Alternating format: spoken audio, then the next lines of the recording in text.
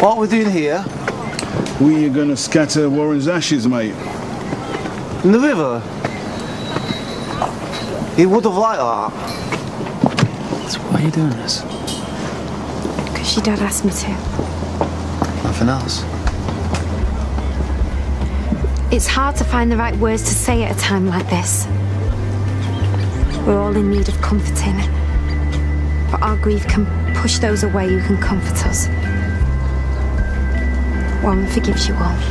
How do you know? Because he's with God now. Well, that's debatable. No, it's not. That's what I thought. That he was paying for all his sins now. But Warren did some terrible things. But he was truly sorry.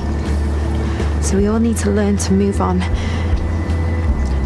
And forget all our regrets and silence our rage. And to remember that times weren't always as bad as those last few days.